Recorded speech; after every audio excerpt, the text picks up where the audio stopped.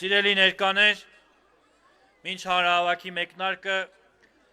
առաջարկում եմ 1 րոպե լռությամբ հարգենք 44-օրյա պատերազմի մեր նահատակների հիշատակը։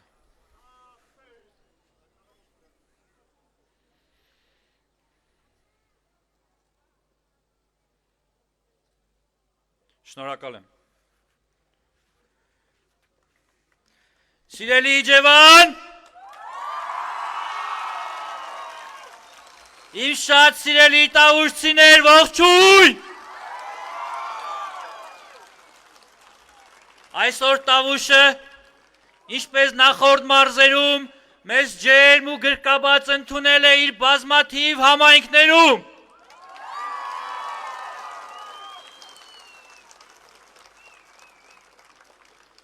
Երեկ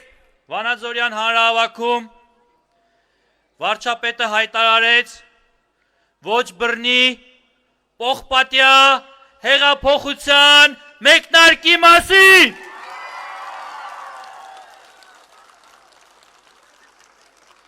Եվ այսօր տավուշի բոլոր համայնքներում մենք ստացանք այդ մեկնարկը տալու մանդատն ու ազդակը։ Այս ճանապարհին Իջևանը մեզ հետ է։ Շնորհակալ եմ։ Այժմ ես խոսքը ուզում եմ փոխանցել մեր առաջին բանախոսին, Իմ քայլը խմբակցության ղեկավար, քաղաքացիական պայմանագիր կուսակցության վարչության անդամ Տիկին Լիլիթ Մակունցին։ Ողջույն սիրելի Իջևան, ողջույն սիրելի տավուշ։ Շուրջ 7 ամիս մեր քաղաքական թիմը, իմ քայլը խմբակցությունը, իշխանությունը, կառավարությունը շուրջ 7 ամիս լուռ են մնացել այն պարագայում, երբ աշխարհի ամենատարբեր լուտանքները հնչել են մեր քաղաքական թիմի հասցեին։ Եվ այսօր որոշ շրջանակներ միջազգային կառույցների դիտորդական առաքելություն իրականացնող կազմակերպությունների մոտ փորձում են ձևավորել տպավորություն, թե քարոզարշավի ընթացքում մեր քաղաքական թիմը ատելության խոսք է տարածում, ատելության խոսք է գեներացնում։ Իսկ ինչ է տեղի ունենում իրականում։ Նախկին նախագահներից մեկը խոսում է այն մասին, որ 44-օրյա պատերազմից հետո Նիկոլ Փաշինյանը պետք է ինքնասպանություն գործեր։ Ոչ մի խոսք չի հնչում այն մասին, որ այս անձը ատելության խոսք է տարածում։ Երբ նրան հակադարձում են, երբ վարչապետը նրան հակադարձում է, որ այդ ինքը պետք է ինքնասպանություն գործեր, ինչ-որ շրջանակներ ու արբանյակներ այդ շրջանակներին հարող, աղմուկ են բարձրացնում, թե վայ, տեսեք, Նիկոլ Փաշինյանը և այս իշխանությունը ատելության խոսք է տարածում։ Այդ նույն նախկին նախագահը դիմելով վարչապետին ասում է որդուդ փոխանակիր պատանդների և գերեվարված անձանց հետ Ադրբեջանում։ Ինչին ի պատասխան հնչում է, որ վարչապետը պատրաստ է, եթե Ադրբեջանը համաձայնի։ Եվ այստեղ նույն շրջանակները և նույն արբանյակները աղաղակում են, վայ տեսեք, գերիների հարցն են շահարկում։ Մեկ այլ նախագահ դուելի է հրավիրում, ասում է ուզածը ձենքով հրավիրում եմ դուելի, ինչին ի պատասխան հնչում է, դու ինքդ արի քո ուզած զենքով, որովհետև մեր զենքը խոսքն է, և այդ խոսքով և այդ քաղաքական խոսքով են ոչնչացնելու քեզ։ Եվ այստեղ նորից հնչում է, վայ տեսեք, սպառնում են։ Եվ այս գործելավոճով, այս մարդիկ ապրել են և գործել են 3 տարի շարունակ, ինչը հատկապես սրվել է վերջին 7 ամիսների ընթացքում ու հատկապես հիմա քարոզարշավի ընթացքում, որով փորձում են ձևանալ ժողովրդավար, ձևանալ ժողովրդի մասին մտածող և մեզ անվանում են ատելություն քարոզող և ատելություն գեներացնող։ Ոչ այդ դուք եք այդպիսին, ձեզ հետ մի շփոթեք մեզ։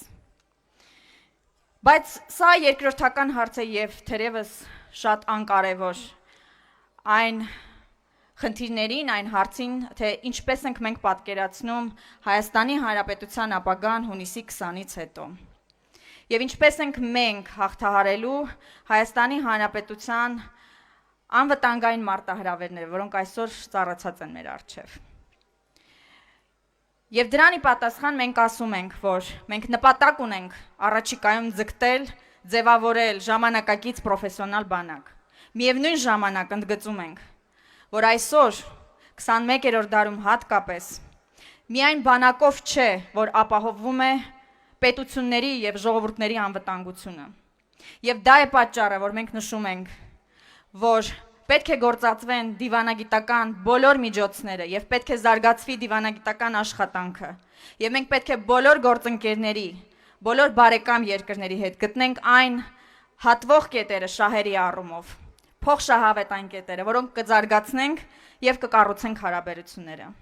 Մենք ասում ենք, որ այսօր Հայաստանի Հանրապետության անվտանգության համար անհրաժեշտ է զարգացնել թե տնտեսությունը, թե գիտությունը, թե նորագույն տեխնոլոգիաները, որովհետև այո, դրանք ոչ միայն անհրաժեշտ են մեր տնտեսության համար, գիտության զարգացման համար, այլև այո, նաև անվտանգային տեսանկյունից կարևոր են։ Հայաստանի Հանրապետությունն իր աշխարհագրական դիրքով գտնվում է քաղաքակրթությունների խաչմերուկում, հյուսիսից հարավ, արևելքից արևմուտք։ Եւ մենք պետք է այս առավելությունը նաև դիվանագիտական խողովակներով օգտագործենք իշահ Հայաստանի Հանրապետության, իշահ մեր ժողովրդի։ Եվ պետք է անենք առավելագույնը դա անելու համար, որովհետև սա ոչ միայն տնտեսական առումով է կարևոր Հայաստանի Հանրապետությանը, այլև անվտանգային։ Եվ այո, Հայաստանի Հանրապետությունը պետք է դառնա գրավիչ ներդրումների համար, դարձյալ ոչ միայն տնտեսական տեսանկյունից, այլ նաև հատկապես մարզերում, այդ թվում անվտանգային տեսանկյունից։ Շնորհակալ եմ, որ այստեղ եք։ Շնորհակալություն։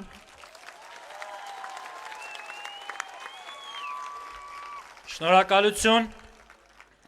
Սիրելի տավուշցիներ, շարունակելով Տիկին Մակունցին, ես պիտի խոսեմ մեր ընդդիմախոսների կեցվածքի ու անելիքների մասին, նրանց ոճի մասին։ Այսօր առավոտ արթնացա ու իմացա, որ դոլարային միլիոնատեր եմ։ Ես։ Այո, չեք սխալում, իմ մասին է խոսքը եղել։ Ու ի՞նչ է պարզվում։ Պարզվում է հետևյալը, քանի որ այս օրերի ընթացքում որ համայնք մտնում ենք մեր արած աշխատանքի մասին ենք խոսում, որ մարզ մտնում ենք միլիարդավոր դրամների մասին, մեր կատարած աշխատանքի մասին ենք խոսում, հիմա հասկացել են, որ դե լավ չի, վատ է գնում պրոցեսը, այս մարդիկ արձագանքում են, որ այո աշխատանքը արել եք, այո շնորհակալ ենք, նշում են ապագայում կատարվելիք աշխատանքների մասին։ Երեք գցել բռներ որոշել են, որ պիտի արատավորեն իմ բարի անունն ու պատիվը։ Ուրեմն զրպարտության համար ես այսօր դիմելու եմ դատախազություն։ Նաև արդեն դիմել եմ դատարան նույն հիմքով իմ բարի անունը, պատիվն ու համբավը վերականգնելու համար։ Բայց ես պիտի անդրադառնամ մանրամասն այսօրվա հրապարակված հոդվածներին ու դրա հիմքերին, իրական հիմքերին իհարկե։ Հարցը հետևյալն է, 3 տարիների ընթացքում շինարարության ոլորտում եւ ընդհանրապես պետական կառավարման համակարգում բազմաթիվ բացեր կան։ Այսինքն անունը կա, ամանումը չկա։ Սա իրողություն է։ Եվ մենք, որպեսզի կարողանանք աշխատել, բնականաբար պիտի կատարենք փոփոխություններ։ Իրենց Հայաստանում, որը մի մասի համար հին Հայաստանը չի, քանի որ իրանք նախկինների նախկինն են, կար հետևյալ իրականությունը, ընդ որում միմյանցից ժառանգել են տեխնիկական հսկողությունը, դա գիտեք որն է, երբ շինարարությունը կատարվում է, կա մարմին, որը ստուգում է այդ շինարարության որակը։ Մեր երկրում այդ շինարարության որակը ստուգողին վճարում էինք լումաներ, կոպեկներ, ու կար վատ ավանդույթ։ Շինարարը և տեղ հսկողը իրար հետ պայմանավորվում էին, ամեն ինչ լավ էր լինում, Բայց իրականում այդ շինարարության արդյունքների, վատ արդյունքների մասին մենք ամիսներ հետո տեսնում ու իմանում էինք։ Մենք հիմա ինչ ենք արել, որպեսզի այս մարդիկ պատասխանատվություն ունենան, բարձրացրել ենք տեղհսկողության արժեքը, այսինքն այդ ծառայության գինը բարձրացրել ենք։ Հիմա իրանց ուղեղի մեջ չի տեղավորվում, որ կարելի է ծառայության համար բարձր վճարել ու դե փայ չմտնել։ Չէ, մարդը դիմացինին չափում է սեփական արշինով։ Ուրեմն հարգելի թալանչիներ։ Հա դուք նախկիններդ էլ, նախկինների նախկիններն էլ, մեղավորը մենք ենք, որ ամեն մեկի ձեր անունը չենք տվել, որ ամեն մեկի ձեր տեղը ցույց չենք տվել։ Ու հիմա հունիսի 20-ին Հայաստանի քաղաքացին մեծ կոշտի պողպատյա մանդատով ամեն մեկի տեղը հերթով ցույց ենք տալու։ Ու քանի որ ես լավ հասկանում եմ, հեղինակը ով է, պատվիրատուն ով է, այդ պատվիրատուին ասում եմ։ Ուրեմն որ ասում էիր, որ իմ հետ գործ եք բռնել, չեք մարսել, ուրեմն դու չես մարսելու, որ իմ հետ գործ ես բռնել։ Քթերիցդ եմ բերելու։ Շնորհակալ եմ։ Այժմ խոսք ուզում եմ հանձնել իմ գործընկեր, իմ քայլը խմբակցության падգամավոր, քաղաքացիական պայմանագիր կուսակցության անդամ, պարոն Հայկ Կոնջորյանին։ Ողջույն սիրելի Իջևան, ողջույն սիրելի տավուշցիներ։ Սիրելի ժողովուրդ։ Երեկ վարչապետը Վանաձորում հայտարարեց Պողպատյա հեղափոխության մեկնարկի մասին։ Բայց յուրաքանչյուր հեղափոխության եւ այդ թվում Պողպատյա հեղափոխության հիմքում պիտի լինի ձեր պողպատյա կամքը։ Դա մի բան է, որը տարիներ, տասնամյակներ շարունակ Հայաստանում կոտրվել եւ ոտնահարվել է առաջին հերթին։ Այն մարդիկ, ովքեր որ շարունակաբար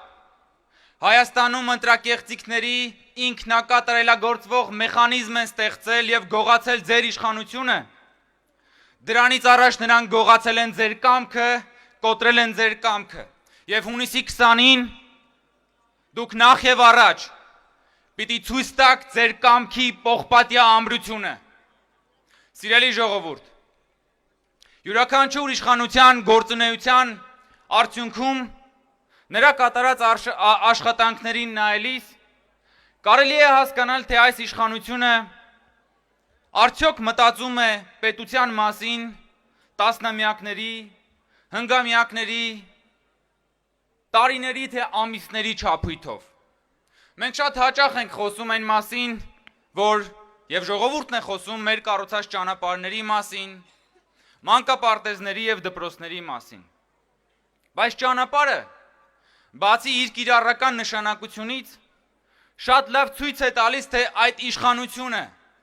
ռազմավարական ինչպիսի հեռավորությամբ է մտածում սեփական պետության մասին։ Այն իշխանությունը, որը ճանապարհ է կառուցում, պետության մասին մտածում է տասնամյակներ առաջ։ Այն իշխանությունը, որը մանկապարտեզ ու դպրոց է կառուցում, պետության մասին մտածում է տասնամյակներ առաջ, որը նշանակում է, որ այդ իշխանությունը այդ պետության հետ կապում է իր ապագան, նա իր եւ այդ պետության ու ժողովրդի ապագան տեսնում է նույն տեղում։ Բայց տեսեք, թե ինչ են արել նախկին իշխանությունները։ Ճանապարհներ, որոնք մենք այսօր կառուցում ենք, եղել են պարզապես կարկատաններ։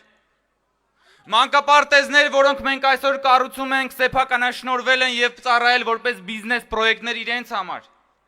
Դպրոցներ, որոնք մենք այսօր կառուցում ենք, նրանք դարձրել են այդ ընտրակեղծարարության մեխանիզմի հերթական օղակը։ Եվ ահա այդպես, այդ ճանապարհների կարկատանների պես նրանք կարկատել են մեր պետության եւ ժողովրդի ճակատագիրը։ Եվ այդ կարկատանների ամենամեծ դրոշմը կրել է հայոց բանակը, եւ այդ բանակի կարկատանների ամենադաժան հետևանքները մենք տեսանք պատերազմի արդյունքում։ Եվ այսօր այդ կարկատանների իշխանությունները փորձում են հետ վերադառնալ, որ շարունակեն կարկատել մեր ժողովրդի ապագան։ Բայց մենք ասում ենք, որ մենք թույլ չենք տալու անցյալի վերադարձը եւ թույլ չենք տալու անցյալի վրեժը ապագայից։ Սիրելի ժողովուրդ, այս քարոզարշավի ընթացքում տարբեր տեղական նախկին տեղական իշխանիկներ, թաղային բաշիբոզուկներ փորձում են մարդկանց մոտ տարածել ինչ-որ վախեր, կասկածներ եւ այլն։ Ես ձեզ այս ամբիոնից խնդրում եւ կոչ եմ անում։ Բոլորին անխտիր, բոլորին ուղարկեք ամենահեռավոր անկյունը, ուղարկեք գրողի ծոցը, որտեղից նրանք ոչ մի վերադարձ չեն ունենալու։ Եվ դա անելու ամենալավ միջոցը լինելու է հունիսի 20-ին։ Սիրելի ժողովուրդ, մենք այս օրերին շատ ենք խոսում մեր սահմանների անվտանգության մասին։ Եվ իսկապես դա մեր ամենակարևոր հարցն է։ Բայց մեր սահմանների արտաքին անվտանգությունը եւ ընդհանրապես ամեն բան սկսվում է մեզանից։ Ամեն բան սկսվում է մեր այն ներքին սահմաններից, որոնք որ մենք կառուցում ենք մեր գիտակցության մեջ եւ մեր գործունեության մեջ։ Երբ հունիսի 20-ին դուք գնաք ընտրատեղամաս եւ մտնեք քվյախցիկ, պատկերավոր ասած դուք կանգնելու եք մի այսպիսի քաղաքացիական խրամատի մեջ։ Եվ այդ խրամատից այն կողմ ձեզ նայելու է հակառակորդը։ Եվ ամեն պահի պատրաստ է լինելու ձեր եւ ձեր ապագայի վրա կրակ բացել։ Եվ այդ հակառակորդը ձեր վրա այդ քաղաքացիական խրամատից այն կողմ նայելու է կաշառակերության եւ ամենաթողության աչքերով անցյալի։ Նայելու է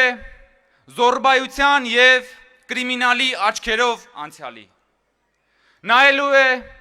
արտագաղթի եւ անարդարության աչքերով անցյալի։ Նայելու է հոկտեմբերի 27-ի աչքերով, նայելու է մարտի 1-ի աչքերով։ Եվ դուք ձեր այդ խրամատում կանգնած այդ օրը պիտի գծեք այն սահմանը, որից այն կողմ դուք պիտի թողեք այդ անցյալը, որը տասնամյակներ շարունակ կեղեքել է ձեզ։ Եվ այդ սահմանը, որը դուք գծելու ու կառուցելու եք այդ քվյախցիկում, դա աշխարհագրական սահման չէ։ Այդ սահմանն անցնելու է Բերթավանով եւ Իջևանով, գնալու է Ալավերդի, անցնելու է Կապանով ու Տաթևով։ Այդ սահմանը Գյումրու Արվարձյաններից գալու ու հասնելու է Երևանի կենտրոն։ Մտնելու է Կասկադի սրճարանների սեղանների վրայով ու գնա Սարյան փողոցի գինետներում նստած մարդկանց ոտքերին դիպչելով անցնի։ Եվ այդ սահմանը լինելու է անցյալի սահմանը։ Անցյալի կեղեքիչ սահմանն ամենաթողության եւ հանցավորության հոկտեմբերի 27-ի եւ մարտի 1-ի սահմանն է լինելու։ Եվ երբ որ դուք ձեր քվյարկությամբ, ձեր այդ քաղաքացիական խրամատում կկայացնեք ձեր որոշումը, ձեր ամեն մեկի քվյարկությունը լինելու է մի հատ աղյուս, որը որ դուք շարելու եք այն սահմանը, որից այն կողմ թողնելու եք անցյալի այդ ամենաթողությունն ու հանցավորությունը, որը կեղեքել է ձեզ եւ մեզ եւ մեր պետությունն ու ժողովրդին, որը դարձել է 44-օրյա պատերազմի պարտության գլխավոր պատճառը։ Եվ ահա դուք, ես ձեզ խնդրում եմ, հունիսի 20-ին կանգնած ձեր այդ քաղաքացիական խրամատում վստահաբար վերցրեք ձեր քվյաթերթիկը, համար 3 քվյաթերթիկը, դրեք ծրարի մեջ, ձեր բաժին աղյուսը դրեք այդ սահմանում եւ բաժանեք անցյալը ձեզ մեզ կեղեքած անցյալը ապագայից եւ ցույց տվեք, որ ժողովրդի իշխանությունը Հայաստանում անկասելի է։ Ցույց տվեք, որ քաղաքացու իշխանությունն ու կամքը անբեկանելի է։ Եվ ձեր քվյարկությամբ ազդարարեք, որ Հայաստանի Հանրապետությունում ապագա կա։ Ապագա կա։ Ապագա կա։ Շնորհակալ եմ։ Չէ, ժողովուրդ, մենք մի վարժություն պիտի անենք։ Ուրեմն, երբ հարթակից ասում են ապագա կա, պիտի ձեր կողմից պատասխանը լինի կա ապագա։ Հիմա փորձենք, ես ասում եմ ապագա կա, դուք պատասխանում եք։ Լավ։ Հունիսի 20-ից հետո Հայաստանում ապագա կա։ Ապագա կա։ Ապագա կա։ Շնորհակալ եմ։ Սիրելիներս, 2 օր առաջ ես անդրադարձա մի կարևոր հանգամանքի։ Երբ նոյեմբերի 9-ին ստորագրվում էր հայտնի հայտարարությունը եւ Հայաստանի Հանրապետության ուժային կառույցների անձնակազմի գրեթե մեծ մասը պաշտպանում էին մեր հայրենիքի սահմանները, նույն ժամանակ Երևանի կենտրոնում տեղավորված իրենց գրասենյակներում, կողքի շենքերում, դե Երևանի կենտրոնում իրանք շատ ունեն շենքեր, սպասում էին այդ պահին, որպեսզի հարձակվեն կառավարության շենքի վրա, ազգային ժողովի շենքի վրա ու փորձեն Հայաստանում բռնազավթել իշխանությունը։ Դրանք այսօր հիմնական ընդդիմախոսներն են մեր ու հիմնականում դրանք են փորձում հունիսի 20-ին կրկին բռնազավթել իշխանությունը։ Ուրեմն խնդրանքս ու հորդորս ոչ մի քվե Հայաստանի Հանրապետության սահմանադրական կարգի նկատմամբ ոտնձգություն իրականացնողներին։ Ոչ մի քվե։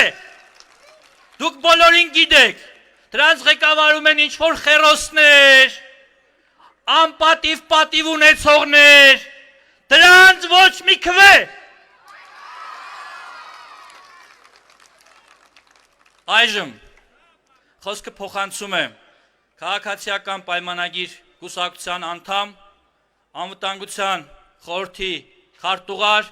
պարոն Արմեն Գրիգորյանին։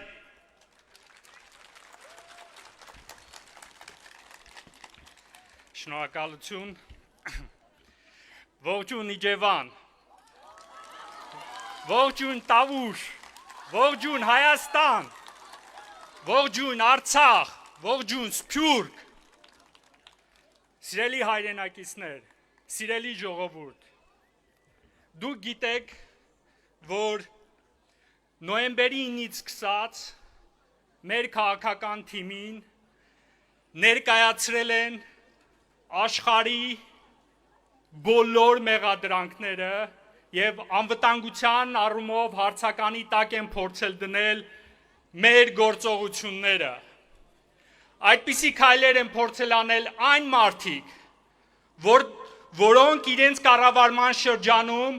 գրեթե որևիցե բան չեն արել մեր անվտանգությունը բարձրացնելու համար։ Համեմատության համար նշեմ 1999 թվականից մինչև 2007 թվականի կառավարող ուժը Հայաստանում ռազմական բյուջեն կազմել է 1 միլիարդ դոլարով։ Մեր կառավարման շրջանում 18-20 թվականին մեր ռազմական բյուջեն եղել է 2 միլիարդ դոլար։ 2 անգամ ավել, քան 10 տարվա ընթացքում։ 2009-17 թվականի քաղաքական ուժը Հայաստանում ռազմական բյուջեն ավելացրել է մի մարդ, որ ասում է, որ անվտանգության հարցերով Հայաստանի Հանրապետության գլխավոր մասնագետն է եղել, ռազմական բյուջեն ավելացրել է 50 միլիոն դոլարով։ Մեր իշխանության գալուց 7 ամիս հետո մենք ռազմական բյուջեն ավելացրել ենք 200 միլիոն դոլարով, համեմատության համար 50 միլիոն դոլար և 200 միլիոն դոլար։ Անվտանգության մասնագետներ էիք, պատերազմով անցել էիք, դուք չգիտեիք, որ պատերազմի պատճառներ են հիմնականում լինում ռազմական բյուջեն։ Հայտարարում են, որ պատերազմի պատճառ է հանդիսացել հայտարարությունները մեր քաղաքական թիմի։ Հարց է առաջանում, եթե դուք ստացել եք ապրիլյան պատերազմ,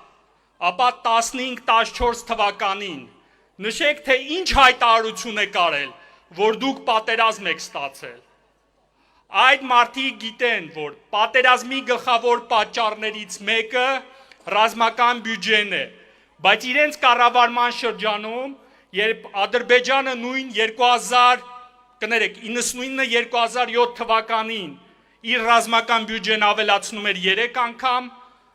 Հայաստանի ռազմական բյուջեն 3 անգամ դրանից քիչ էր։ Ասում են տնտեսական աճ ենք ունեցել, ասում են հաջողություններ ենք ունեցել։ Ինչու անվտանգության ուղղությամբ չի արտահայտվել այդ տնտեսական աճը։ Հիմա հայտարարել են իրենց ունեցվածքները ընտրությունների պատճառով։ Նայեք իրենց հայտարարած գումարները եւ նայեք 99-2017 թվականի ռազմական բյուջեն։ Աճը Հայաստանի Հանրապետության ռազմական բյուջեի համեմատելի չէ իրանց եկամուտների աճի հետ։ Եվ այստեղ է հենց կարևոր խնդիրը։ Իրենք են հենց հանդիսացել գլխավոր պատճառը, երբ որ քայլեր համապատասխան չեն արել, ռազմական բյուջեն համապատասխանաբար չեն ավելացրել, մենք ստացել ենք այն, ինչ ստացել ենք եւ 16 թվականին եւ 20 թվականին։ Մի կարևոր բան էլ, մեզ մեղադրում էին, որ պատերազմի 4-րդ օրը զինված ուժերի գլխավոր շտաբի պետը իբրև 4-րդ օրը անվտանգության խորհրդի նիստում ասել է, որ պատերազմը պետք է դադարեցվի։ Ես ուզում եմ ասել, որ պատերազմը սկսելու առաջին րոպեից մեզնից յուրաքանչյուրը գիտեր եւ ամեն ինչ անում էր, որ պատերազմը կանգնեցնի։ Մենք անհրաժեշտություն չունեինք նման բան լսելու։ Եվ զինված ուժերի գլխավոր շտաբի պետի հիմնական խնդիրը դա չէր, բայց նույնիսկ այս դեպքում զինված ուժերի գլխավոր շտաբի պետը ստել է։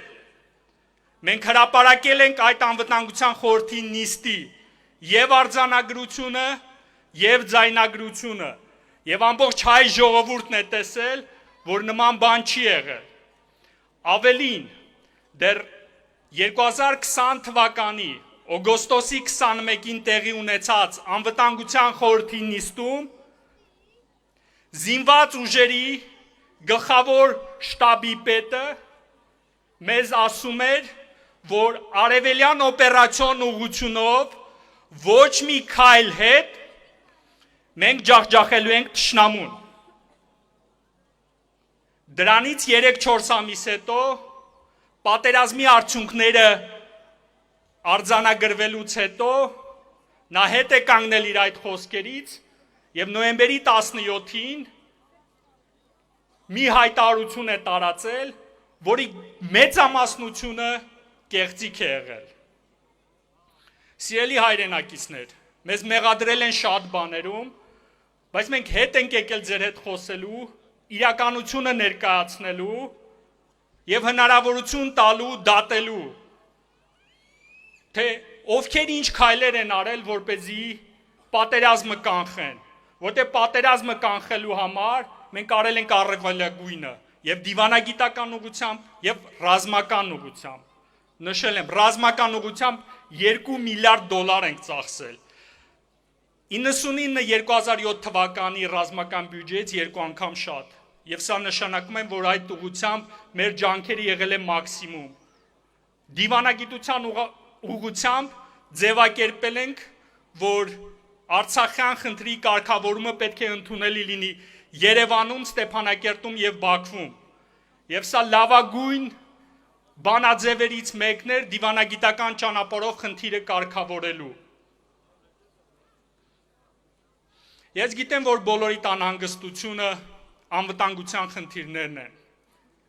Մեր քաղաքական թիմի յուրաքանչյուր անդամի համար եւս անվտանգության հարցերը առաջնային են։ Հենց դա է պատճառը, որ մենք պատերազմից հետո լայնածավալ բարեփոխումների գործընթաց ենք սկսել։ Իհարկե դժվարին ծանր քաղաքական պայմաններում է այդ բարեփոխումները ընթանում, բայց մենք հաստատակամ ենք, մենք համոզված ենք, որ բանակի եւ անվտանգության ոլորտի բարեփոխումները, մեր կատարվելիք աշխատանքները, ինչպես նաեւ սկսված աշխատանքները մեզ հնարավորություն են տալու բարձրացնելու Հայաստանի անվտանգության մակարդակը եւ մենք ձեզ հետ միասին կառուցելու ենք Հայաստանի ապագան եւ ինչպես հայտնի խոսքն է ասում իսկապես Հայաստանում կա ապագա եւ մենք կառուցելու ենք այդ ապագան ձեզ հետ միասին շնորհակալություն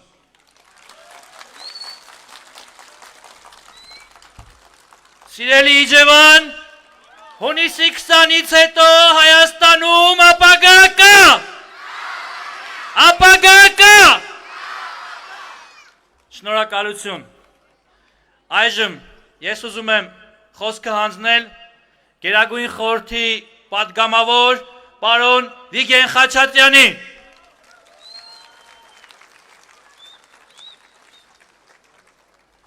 Բարև ձեզ ժողովուրդ։ Ակամա ամեն անգամ երբ ես մտնում եմ իմ ծննդավայր բարբարն է մտքիս գալի, եթե որոշ բառեր օգտագործեմ ոչ գրական, ներող կլնեք, դրանից հարազատ բառեր են։ Ուրեմն 2000 եւ իհարկե մենք սիրում ենք մեր Հայաստանը։ Մենք սիրում ենք մեր հանրապետության ամեն մի քաղաքացու, հպարտանում ենք, որ Հայաստանի հանրապետության քաղաքացի ենք։ Դեպքերի բերումով ես հնարավորություն եմ ունեցել չմտածեք գլուխագովում հայտնի բարերար Ալեք Մանոկյանի հետ ճաշելու առիթ եմ ունեցել Ամերիկահայ հայտնի հարուստների 4 եղբայրներ Հովնանյանների ընտանիքներում եմ եղել վաղտ եմ ունեցել զրուցելու եւ ժամանց անցկացնելու Ֆրանսիայում Վալանս քաղաքում Շարլ Ազնավուրի հետ Եգիպտոսում չեմ եղել բայց եգիպտահայ մեծահարուստների հետ եմ շփվել Բեյրութում եմ եղել ինչ եմ ասում Այդ բոլոր հայ մեծահարուստները իմ աչքի առաջ արմատները չորացող ծառեր էին ու դժբախտ ու նրանք ինձ դա խոստովանում էին որ այդուհանդերձ նրանք օտարափերում են Աստված մեզ հայ է ստեղծել եւ հայի համար ամենապահով տեղը Հայաստանն է դա է մարդկային էությունը սա է մեր հայրենիքը եւ ամեն մի հայի համար ավելի քաղցր է իր ծննդավայրը որը նորմալ է Ես շատ եմ հպարտանում Մասիս Սարով, շատ, բայց ինձ համար գյոկչին է երանելի։ Ես հիանում եմ Ծաղկաձորյան ու կների մեր նախկին Արժումյան նախարար մարզպետը Շամշադինում ժամանակ եմ անցկացրել, բայց իմ սիրած տեղը ցամաքձորն է։ Հա։ Իմ սիրած տեղը Պոպոզն է, իմ սիրած տեղը շատ կուզեմ ջրվեժներ տեսնեմ, բայց մեր սարի չրչրը ամենահարազատն է ինձ համար։ Հայաստանում շատ աղբյուրներ կան, բայց բլդանի նման աղբյուր ես չեմ պատկերացնի։ Չգնամ էլ ճմճմկուտը, կյորտան գյոլը, դրանք մեր կյանքն են, մեր արմատներն են եւ այստեղ Արմեն Նաղոլարյան, որի հետ մենք փոքր տղաներով Սարում Սիմոնի աղբյուրն էինք ամրապնդում։ Երեխաներ էինք, հպարտ էինք, որ աղբյուր ենք սարքում, որ մարդիկ օգտվեն։ Մեր պապերը, մեր տատերը մեզ դաստիարակել են որպես մարդ։ Ու դա եղել է իրանց հիմնական նպատակը։ Երբ որ տատս բաբոս պապին չորում էր, թե երեխեն մեղք 2 ամիս է գալի Երևանից Իջևան առավոտ ցեքիկ Կովերը տալիս ես թեքշի ուրթը հայհոյող մարդ էր, էլի գիտեք Իջևանցին ոնց է հայհոյում։ Ես էլ լսեցի, ոգերովեցի, ասեց, այս ինչը, քեզանից քիչ եմ սիրում, 2 ամիս եմ տենում, տանջում եմ, որ մարդ դառնա, ու ես հպարտանում եմ, որ պապս ինձ սիրում է ու չարչարում է։ Բա իհարկե ամեն ինչը չարչարանքով է ստեղծվում։ Ու հիմա երբ որ 2018 թվականին ես են Թյուշում խելոք կանգնել է այնտեղ, ու այստեղից Հարգարժան վարպետն ասում էր, ես որքան իջևանցի եմ, այնքան ղափանցի եմ, որքան իջևանցի եմ, այնքան սևանցի եմ։ Հիշում եք այդ խոսքերը Հարգարժան վարչապետը, ես ընդեղից լսում ու հպարտանում եմ, որ իջևանցի է խոսում։ Որտեվ այդուհանդերձ Նիկոլ Փաշինյանը մեզ համար իջևանցի է։ Եվ մենք էլ մի քիչ արժանապատիվ ենք մեզ գտնում։ Մենք հպարտանում ենք ամեն մի լավ իջևանցով ու ամաչում ամեն մի վատ իջևանցով։ Գյուղ չկա, որ շուն չլնի։ Ու հիմա ես ուզում եմ, քանի որ պապիս հիշեցի, պատմեմ մի պատմություն ու դա կատակ է, բայց դրա տակ իմաստ եմ ես տեսնում։ Պապը Սիրայեշով էստեղից գնալու ջահելները որոշում են Վահան Բիձուն, Ղրղանց Վահանն ա եղել։ պատիվ տան, եւ այնքան են գինովցում, որ վերջում ասում են Վահան բիզի դեսել պի էշիտ կենացը խմենք։ Վահան բիզի նեշի կենաց խմում է եւ ես իմ պապին լավ եմ հիշում եւ տենց դեպք չի եղել, ես Եջևան գնամ ու չգնամ խոնարհվեմ իր աշիրի մի առաջ։ Ասում է տղեկ ջան, ես մենակ տեղ չեմ հասնի, պետք է ինձ տանեք տուն, հետա գալիս են տուն։ Սերոշ, մի հատ ուժ ժամը, մի հատ կենաց ունեմ, ասեմ թող տղեկը գնան, թե վիզա, չէ։ Սերոշ ջան ասում է, կյանքում չեմ ացել, որ իմ մեջս են շրջապատ ունի, իմ մեջի ընկերների կենաց նվկել։ Հիմա տենց մի հատ իջևանցի, էշի ուղեկցությամբ եկավ վերջերս Երևան։ Գեղեցիկ միկրոավտոբուսից տեսնեմ մի հատ էշ են քաշտալի, հետնել մի հատ իջևանցի է դուրս գալի։ Ինչ եղավ, այդ էշը Երևանը տեսավ, երևանցի կեշություն տեսա։ Ինչով հպարտանամ։ Եվ դեպքերի բերումով շատ պատահական Ժողովուրդ ջան, հենց առանձնապես պարապ մարդ չեմ էլի, պատահական տեսնում եմ ազատամուտից հաղորդում, որտեղ ազատամուտի նորմալ իջևանցիները, իջևանի բնակիչներ վռնդում են գյուղից այդ էշի հետ եկած մարդուն արդեն ուրիշ շրջապատով։ Եվ բողոքում են, ասում են գնաս տեղից, մի խառնակցություն մի արը ազատամուտը հազարով մի գնաս տեղից, մի հատ լրագրող է, սա այդ էշի համառությամբ չի գնում։ Ուրեմն հաղորդում եմ նայում, էլի ասում եմ շփվել է, բնավորություն է ձեռք բերել։ Եվ ուրեմն ինչ ասում, ասում է 6 ամիսա ձեզ նսեմացնում են, ու դուք այսօր մեզ տեղից քշում եք, առիթապտի պատասխանեմ այդ իջևանցի դաշնակին։ Հա, դե միսմար ինքը իջևանցի է։ Ես իջևան ասելով նկատի չունեմ միայն իջևան քաղաքը։ Իջևանը մնում է իջևան իր գեղեցիկ շրջապատով։ Ուզում եմ ասեմ, բա դու քեզ նսեմացած չէիր զգում, որ քո կուսակցական ընկերն ասես պրիվետ ռոբ եւ Արագած սրճարանում Երևանում ծեծելով սպանեցին, չնսեմացար։ Բա չէիր նսեմանում, երբ որ 7 հոգի մտան, գլխատեցին ազգային ժողովն հոկտեմբերի 20-ին Հայաստանի կառավարությունը 7-ից 5-ը դաշնակ էին, որտեղ դուք եք ասում նախկին դաշնակ չի լինում։ Չնսեմացվեցիք դուք։ Նսեմացման զգացում չունեցաք, էսում ենք դաստիարակել, որ մարդ է սպանում, ընդ որում գլխատում ազգին։ Բա դուք նսեմացված չեք զգում,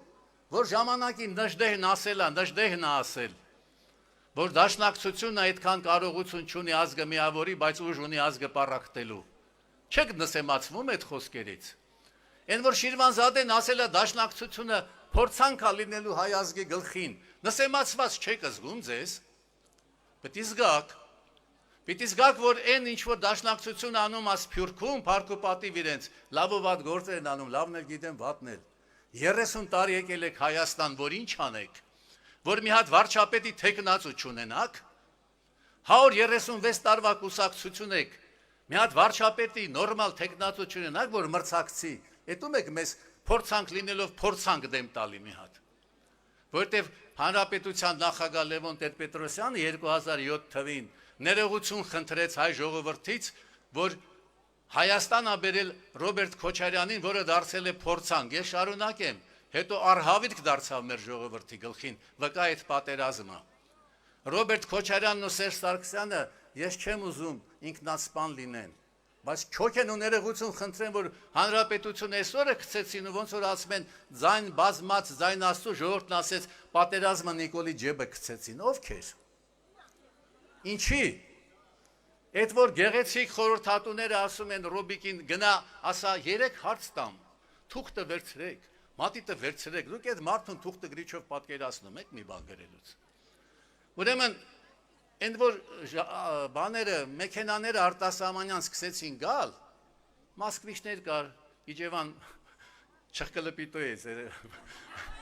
այդ մեքենաները, էլի չխկլպիտոները, սկսեցին Մերսեդեսի բանդաժ դնել, Յագուարի նշան դնել, մեկը այդ չխկլպիտոն է։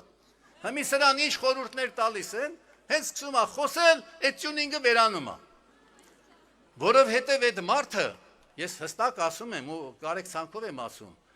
ինքն է ասում 24 տարի ապրում եմ Երևանում Ես 8 տարի Երևանի Կոմսոմոլի քաղաքոմի քարտուղար եմ աշխատել, դա ոչ թե շեշտում եմ։ Ես 8 տարի եղել եմ քաղաքսովետի դեպուտատ, քաղաքոմի բյուրոյի անդամության տեխնացու, մեր աչքի լույսն ա եղել Երևանի հատակագիծը։ Եկավ այլանդակեց Երևանը։ Փողի աղբյուր տեսավ Երևանում։ Հիմա էլ շին հրապարակները այլանդակել է Երևանը 10 տարում իր կառավարության։ Որովհետև նրանց համար ամեն ինչը փող է։ Քաղաքաշինությունը դա շենքի շինարարություն է, այսինքն միջավայր քաղաքաշինական վերացրել են Երևանում։ Չեն իմանում ինչ բան է քաղաք, չեն իմանում ինչ բան է մարդ, հասարակություն, մի հատ սրբություն ունեն, փող։ Սրանից են կողմ ոչինչ չեն ճանաչում, ինչի, որովհետև լինելով հայ, ապրելով Լեռնային Ղարաբաղի ինքնավար մարզում, ձևավորվել են արևելյան մշակույթով։ Եղել են նոմենկլատուրային աշխատող, ես էլ եմ եղել դրա ձևը գիտեմ ամեն ինչի, տեսել եմ դրա լավն ու վատ կողմերը։ Ինչ պետք է աներ Ադրբեջանում, որ պարտկոմ դառնայիր։ Ինչ պետք է աներ Սերժ Սարգսյանը, որ Կևորկովի օգնական դառնար, պետք է հարմարվեր իրենց։ Եվ այդ արևելյան մշակույթը, որ դրանք կրում են իրենց մեջ, պատճառը, որ մենք 24 տարի Երևանում ապրած կամ չապրած, օտար ենք իրանց համարում, մերը չեն։ Հայ են, գիտենք, բայց հարազատ չեն։ Եվ չեն իմանում մեր գինը, չեն գնահատում, որ իրանք իրենց անեսկի են դատապարտում, ես չեմ չարախնդում, ես զարմանում եմ են մարդկանց վրա, որ դեր նրանց հետևից գնում են, բայց չեք ափսոսում ձեր երեխաների ապագան, չեք ամաչում ձեր հայ ելնելուց, ես ինչ եք ուզում մեր ժողովրդի վզին փաթաթեք, ուշադիր նայեք ինչ ա փոխվել Հայաստանում, ասում են ինչ ա փոխվել, Այդ երբ եք տեսել, որ Հայաստանի ընդդիմության թշերից յուղ թափի։ Թշերից յուղ է թափում, որ մեյդան են գալի։ Դրանց այդ քարոզչական պաստառները կներեք են Բոշի յուղի պատմությունն է հիշեցնում։ Դուք այդ երբ եք տեսել, որ Հայաստանում ընդդիմությունը այսքան ցինիկ ու լկտի լինի, իսկ իշխանությունը պայքարի, որ ընտրակաշառք չբաժանեն, իշխանությունը պայքարի, որ կեղծիքներ չլինի, իշխանությունը պայքարի, որ ժողովրդի քվեն լինի որոշիչ, իշխանությունը հլու հնազանդ ասի, ոնց որոշեք, անեցել կլեմ, ոչ թե պետք է ասի, կուզեմ 80 կխփեմ, կուզեմ 60 կխփեմ, ոնց ուզեմ կխփեմ, այսինքն փողը կտամ, ձեները կառնեմ եւ իրենց նմանել ընդդիմություն էին դաստիարակել, անուննել դրել դատարկ դհոլներ, չեմ, հաճախորդներ, հետևաբար Ես որպես իջևանցի, որը հպարտանում է, որ Իջևանը վարչապետ է տվել, պատկս եմ համարում ասել, որ այո, կա փոքր հայրենասիրության հասկացողություն, կա թասիբի հասկացողություն, առավել ևս, որ դու ճիշտ ես, առավել ևս, որ դու վստահ ես, որ ազգիդ համար ես անում, 21 տարի ես դուրս եմ եկել քաղաքականությունից, և քաղաքացիական պայմանագրի կուսակցության հրավերը վերադառնալ քաղաքականություն, ընդգրկվել պատգամավորական ցուցակում, ներկայանալ խորհրդարան, ես ինձ համար պատիվ եմ համարել ու ընդունել եմ շնորհակալությամբ, որովհետև ինչպես ասում էր Շեքսպիրը Համլետ ստեղծագործությունում, հիշում եք, ռուսերեն ասեմ, что-то неладно в датском королевстве, ինչ որ մի բան այն չի թագավորությունում, շարունակությունը շատ քչերն են հիշում, շարունակություն կա, որովհետև կտրվել է ժամանակների կապը, потому что прервалась связь времен. Սերժով ու Ռոբերտով չի մեր անցյալը, նրանց կերած բողկերով ու լափացով չի մեր անցյալը, հարյուրավոր ու հազարավոր պարկեշտ մարդիկ են ձևավորվել, տարիքն առած, միջակ, տարիքի, երիտասարդ, այս բոլորը պիտի գան, մենք իրավունք չունենք ժամանակների կապը կտրենք, այդտեղ է մեր ապագան, նրանցով չի որոշվել մեր նվաճումները 30 տարվա, շատ բան են կակ մեջ արեկը ներեք, ասեցի, կոպիտ եմ ասելու, բայց ձևավորվել են, դրանով եմ ուզում ավարտեմ, սովետական միությունում իրա բոլոր լավ կողմերով հանդես մի հատ վատ բան կար, ինչ է ստանում 80 ռուբլի, բա կողմնակի եկամուտդ ինչքան է։ Իմ Վահան պապը, որը անընդհատ ինձ կշտամբում էր, որտեղ ինքը տենց է կոլխոզի ու սովխոզացամ չդարավ, Անթատ երեսովս էր տալի, որ կոմսոմոլի աշխատող է, հետո պարտկոմ է, էլեկտրոյի, ասմի պապի, խիչ ես սիրում կոմունիստներին, Քիչ է սիրում, պապ, ես չէի համոզված էի։ Ասում էր Վիգեն ջան, կոմունիստին կյողությունը օրինականացրին, ինչը սիրեմ։ Եվ այդ մարդը այդպես էլ մնաց իր սկզբունքներին հավատարիմ ու չընդունեց այդ համակարգը, որում ես աճում էի։ Չընդունեց։ Ու ինձ այդպես դաստիարակեց, ու երբ որ ես 90 թվին շուռ եկա պաշտպանեցի Տեր-Պետրոսյանին, մերս կշտամբեց, ողորմած Աշխենը, դիդան տենց է ասում, փոքր ես եմ, երես առած էի։ Ասես պապերի տարունը մեջը եռած, ասի հա։ Ուրեմն հիմա փոխվել է։ Մենք ունեցել ենք ուսուցիչներ ու նորից ունենք, պիտի հարգանքով վերաբերվենք, բժիշկներ ունենք, հարգանքով վերաբերվենք, պետական ծառայողներ, մենք մի բան չունեինք, որ ունենք, եւ դա ամենամեծ ազգային արժեքն է, դա այն ձեռներեց աշխարհն է, որը պետությունից փող չի ստանում, ու աշխատանք է ստեղծում, սկսած մի հոգուց, որ դաշտ է մշակում, վերջացած այն հոգով, որ 1000 աշխատող ունի։ Այս ձեռներեց աշխարհը մեր ազգային հարստությունն է։ Այս իշխանության ամենադրական կողմն է, որ նա գնահատում է այդ աշխարհի ազատությունը եւ ուզում է մտցնի օրենքի դաշտ, որ նրանք թալանչի չլինեն, որ նրանք գրփող չլինեն, որ նրանք ստեղծեն այն արժեքը, որով մենք բանակ կստեղծենք, ուսուցչին կպատվենք, բժշկին կպատվենք, պետական ծառայողին կպատվենք, մենք չպիտի դες չարչիների ու թալանչիների պատճառով այդ աշխարհը մեր աչքից գցենք։ Դա է մեր հարստությունը։ Ես շատ համոզված եմ ասում, հարգեք ամեն մի մարդու, ով բան է ստեղծում։ Վարչապետ իզուր չի ասում, ստեղ է մեր խնդրեմը,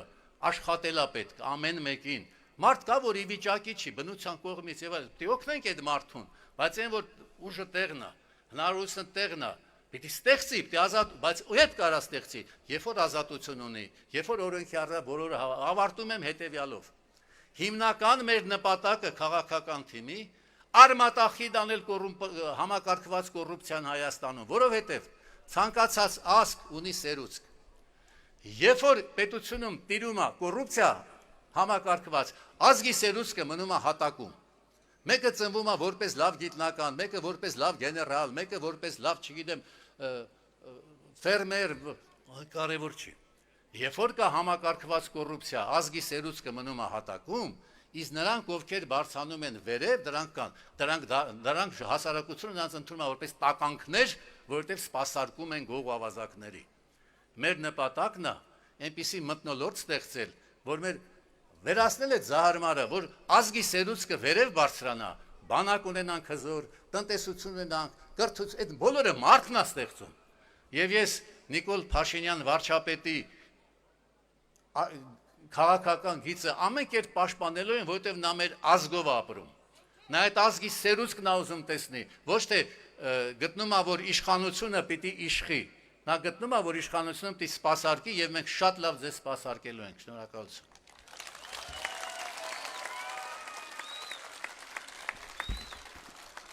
Շնորհակալություն, սիրելի տավուշցիներ, ի հեճուկս այսօրվա ասֆալտագետների ես մեր կատարած աշխատանքների մասին այնուամենայնիվ պիտի նշեմ։ Ուրեմն 2018-ից 20 թվականների ընթացքում Տավուշի մարզում իրականացրել ենք 159 կիլոմետր ճանապարհի ասֆալտապատում։ 159 կիլոմետր։ Հիմա թվարկելու եմ։ Իջևան Նոյեմբերյան, Ներքին Կարմիրաղբյուր, Բերդ Չինարի, Բերդ Նորաշեն, Արջիս, Նոյեմբերյան համայնք, Իջևան Ակնաղբյուր, Սարիգյուղ, Կիրանց, Ոսկեպար, Բաղանիշ Ջուջևան, Նոյեմբերյան,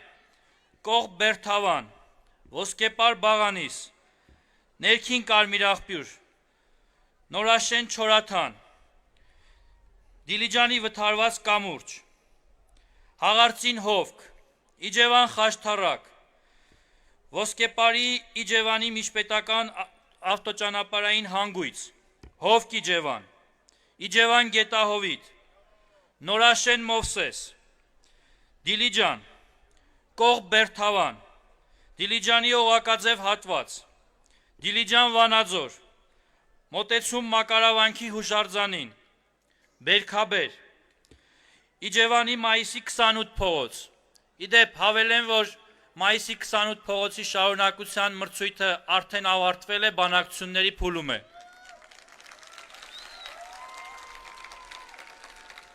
Այգեպար,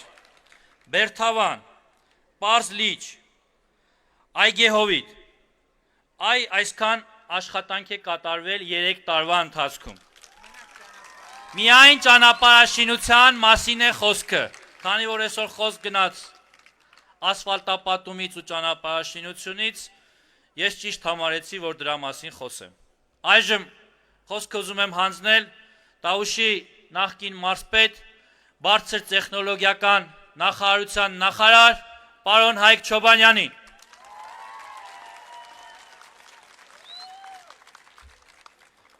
Սիրելի Տավուշցիներ, սիրելի իջևանցիներ, անցած 3 տարիների ընթացքում մենք ուսուսի տված իսկապես թև-թևի փոխել ենք մեր երկիրը, զարգացրել ենք երկիրը, վերացրել ենք թալանը, անտառը թալանելու փոխարեն հոգ ենք տանում անտառի համար, եւ այս անիվը, այս մեծ ու կարևոր անիվը, որով որ մենք երկիրը պիտի տանենք ուրիշ մակարդակի, իրավունք չունի կանգ առնի։ Եվ այդ անիվը մեր կարիքը ունի, որպեսզի մենք հրենք եւ գնանք առաջ։ Իհեճուկս բոլոր բամբասանքների, իհեճուկս բոլոր քննադատությունների պիտի ասեմ, որ այո, մենք ամեն ինչ չենք հասցրել անել, բայց մենք բազմապատկել ենք մեր տնտեսական արդյունքները, մենք բազմապատկել ենք մեր կապիտալ ծախսերը։ Դուք լսեցիք միայն ճանապարհաշինության ոլորտում իրականացված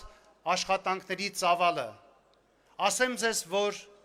այդ ծավալը չի իրականացվել նախորդ ամբողջ ժամանակահատվածում Տավուշի մարզում, չի իրականացվել։ Իսկ մենք 3 տարվա ընթացքում իրականացրել ենք ավելի մեծ ճանապարհաշինական ծրագրեր, քան թե նախորդ ամբողջ շրջանում։ Մենք հսկայական աշխատանքներ ենք կատարել գյուղերում ջրամատակարարման համակարգի հետ կապված։ Գիտեք, կլիմայական փոփոխությունները բերել են նրան, որ իջել է ջրի մակարդակը, եւ մենք պարտավոր էինք այդ աշխատանքները իրականացնել։ Չթալանված, ժողովրդի չգողացած գումարները ուղղվել են ժողովրդի բարեկեցությանը։ Մենք իսկապես ջանք չենք խնայել եւ ամեն ինչ արել ենք, որպեսզի առավելագույն արդյունք լինի այն ջանքերի մեջ, որին լծված եք եղել նաեւ դուք եւ ձեր աշխատանքով եւ ձեր տանջանքով եւ նեղությամբ, որովհետեւ դա արել ենք ձեզ հետ միասին։ Միայն վերջին 3 տարիների ընթացքում սուբվենցիոն ծրագրերը աճել են 5-ից ավելի անգամ։ Եթե 2018-ին դա եղել է շուրջ 1 միլիարդ դրամ, 2021 թվականին մենք ներկայացրել ենք շուրջ 6 միլիարդ դրամի սուբվենցիոն ծրագրեր Տավուշում իրականացվելիք եւ առաջիկա 1-2 տարիների ընթացքում դրանք իրականություն կդառնան մեծ փոփոխություններով, որ մենք մեր միջավայրում, մեր առօրյայում կտեսնենք։ Սիրելի ժողովուրդ, ինձ համար մեծ պատիվ է եղել 2 տարի ծառայել հզոր ժողովրդի եւ գեղատեսիլ Տավուշին։ Եվ ես համոզված եմ, որ այն ջանքը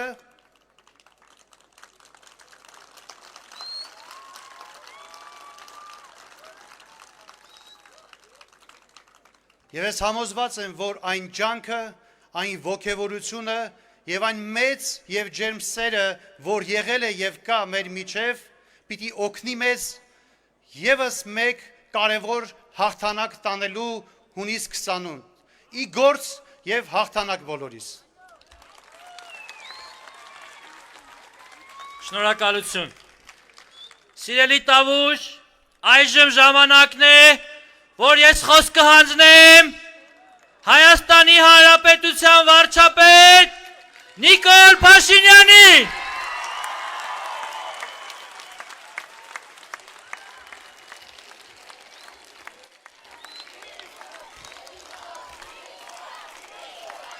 Սիրելի Իջևան, սիրելի Տավուշցիներ, Հայաստանի Հանրապետության հպարտ քաղաքացիներ, ողջունում եմ բոլորիդ։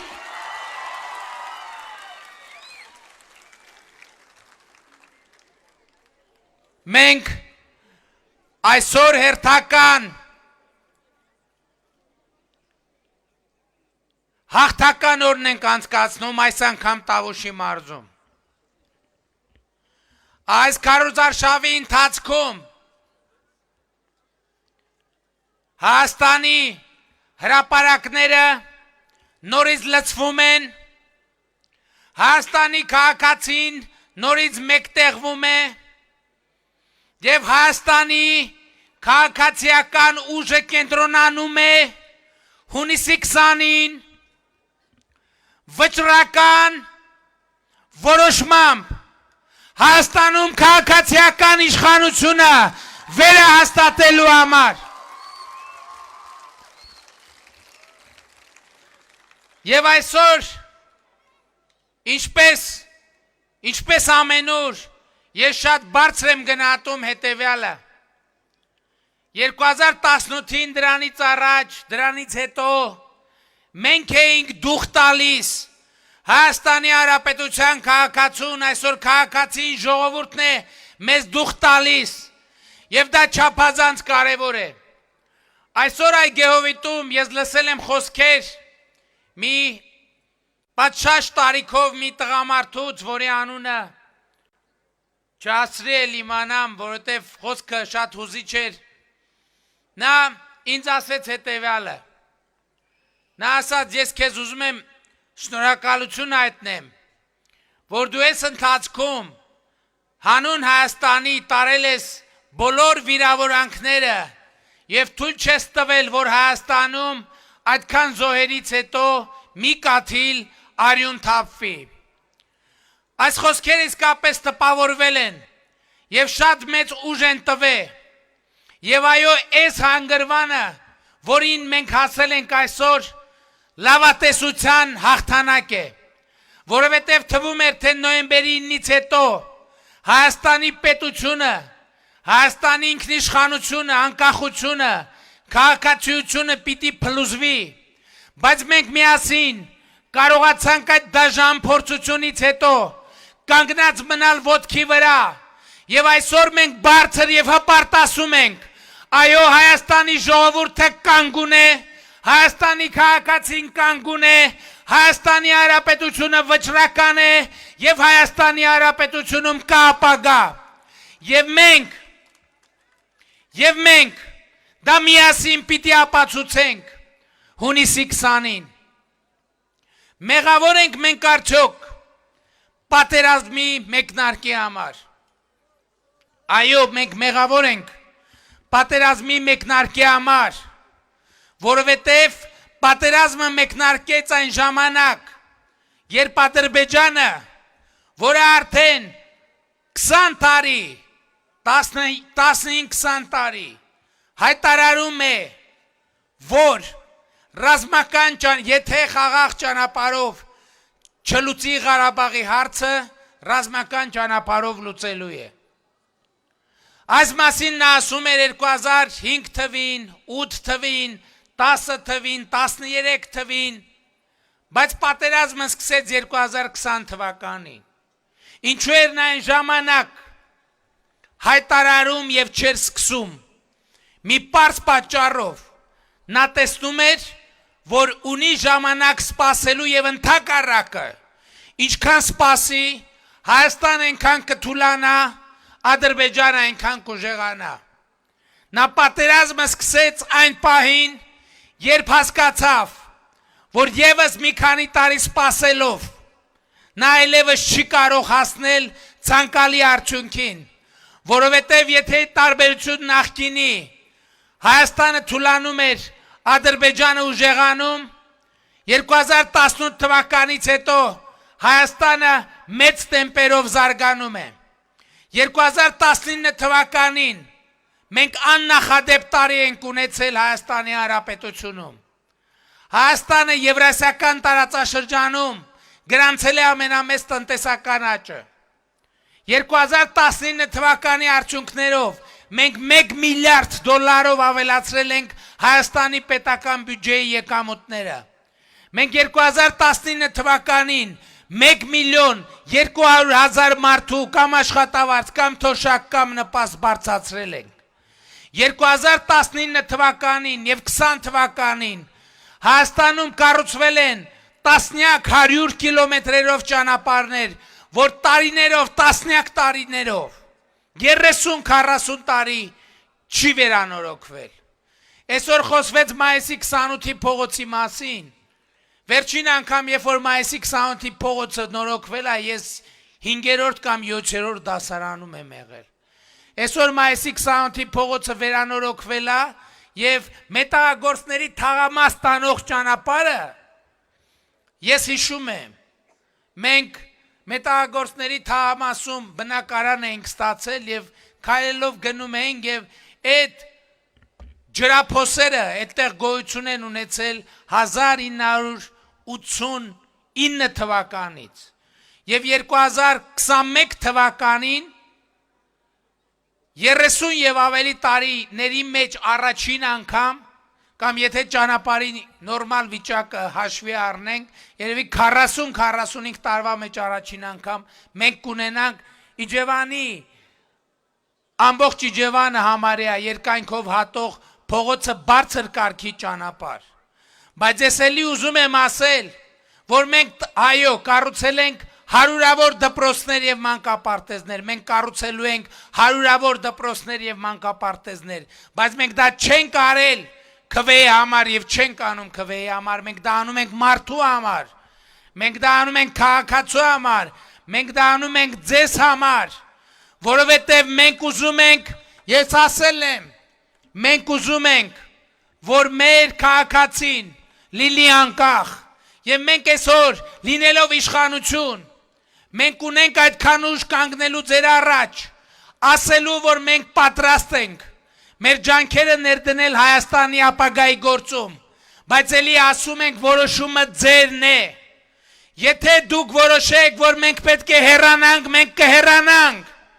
Եթե դուք որոշեք, որ մենք պետք է մնանք, մենք կմնանք։ Բայց մենք կարծում ենք,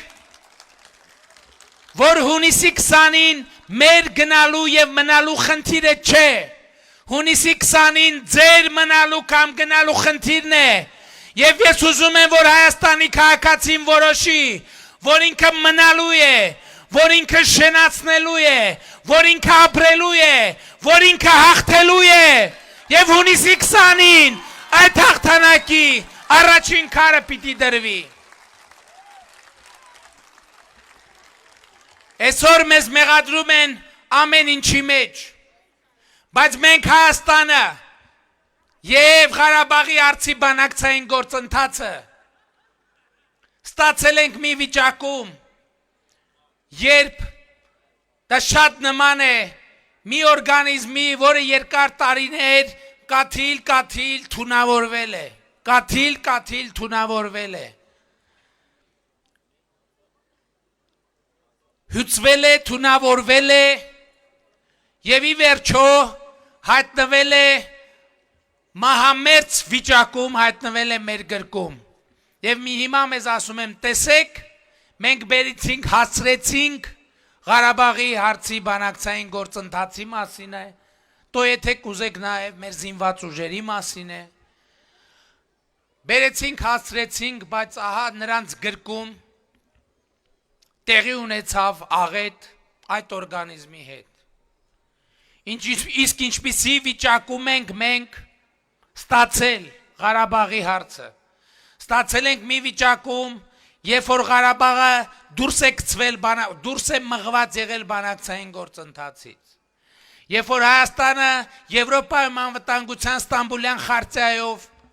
ճանաչել է Ղարաբաղի հարցի կարգավորման այն եղանակը, որը պիտի տեղավորվի տարածքային ամբողջականության կազմում Ադրբեջանի։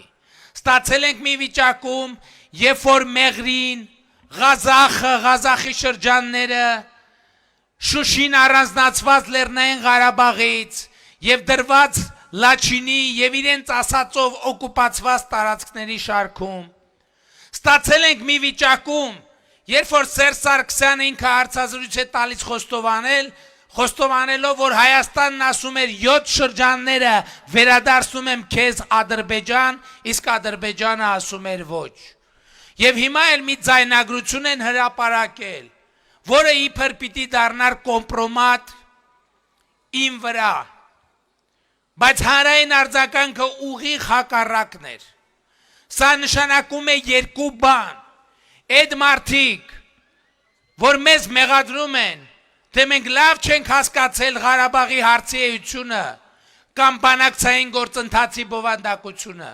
այդ իրենք չեն հասկացել, որովհետև նրանք հույս ունեին, որ այդ ձայնագրությունը կհրապարակեն եւ հայ հանրությունը կպայթի, բայց նրանք այդ ձայնագրությունը հրապարակեց եւ հայ հանրության նախատինքը պայթեց հենց իրենց գլխին։ Եվ այսօր այո, մենք բարդ մարտահրավերների առաջ ենք կանգնած։ Եվ մենք կանգնած ենք մեր պետականությունը, մեր երկիրը նորովի կառուցելու հրամայականի առաջ։ Մենք պետք է նորովի կառուցենք մեր անվտանգությունը։ Մենք պետք է նորովի կառուցենք մեր բանակը, մեր պետք է նորովի կառուցենք մեր ամեն փողոցը, դպրոցը, մանկապարտեզը, մենք պետք է նորովի կառուցենք մեր հանրային հարաբերությունները, եւ սա է ճանապարհը այս ճգնաժամը հաղթահարելու։ Եվ այո, մենք մեղավոր ենք նաեւ ինչ որտեղ, որովհետեւ ես հիմա հետայաց նայելով հասկանում եմ, որ հեղափոխությունը այնուամենայնիվ ուշացավ։ Եվ ինչ որ առումով ինձ մեղավոր եմ զգում, որովհետև շատերը ինձ ասում են, որ ես կարող էի հեղափոխություն կազմակերպել 2008 թվականին։ 2013 թվականի նախագահական ընտրություններում շատեր ինձ հորդորում էին առաջադրվել որպես թեկնածու։ Այդ ժամանակ ես դա չարեցի եւ հիմա մտածում եմ, որ գուցե իսկապես դա իմ ամենամեծ մեղքն է, որ հեղափոխությունը տեղի ունեցավ 2018 եւ ոչ թե 2008 կամ 2013 թվականին։ Բայց այնուամենայնիվ այսօր մենք պետք է արձանագրենք, որ այս ծանր փորձությունների միջով անցնելով մեր երկիրը եւ մեր ժողովուրդը չի հուսահատվի, չի կոտրվի, չի կորցնի հավատը եւ վստահությունը սեփական ապագայի նկատմամբ։ Եվ այս հրապարակը այսօր այդ վստահությունն է ներշնչում։ Եվ մենք ինչքան ասցի նախորդ մեր հեղափոխությունը ուշացել է, մեր այս նոր հեղափոխությունը չպիտի հետաձգենք ոչ մի վարքյան։ Այո, ժողովրդից ստացած պողպատե մանդատով մենք պետք է Հայաստանում հաստատենք իրավունքի եւ օրենքի դիկտատուրա եւ պետք է երկրի ողնաշարը, երկրի օրգանիզմը կառուցենք երկաթե հենքի վրա, պողպատե ողնաշարով, պողպատե ձեռքերով, երկրում իրականացնելով պողպատե, բայց ճշգրիտ կառավարում։ Եվ դրա համար այո, մենք ակնկալում ենք նորովին եւ նորացված մանդատ մեր ժողովրդից եւ հույս հայտնում, որ հունիսի 20-ին կգնաք ընտրական տեղամասեր արձանագրելու, որ Հայաստանի Հանրապետությունում ապագա կա, Հայաստանի Հանրապետությունում կա ապագա։ Եվ ուրեմն ապագա կա, ապագա կա, ապագա կա, սիրում եմ բոլորիդ, հպարտանում եմ բոլորովդ եւ խոնարհվում եմ բոլորիդ առաջ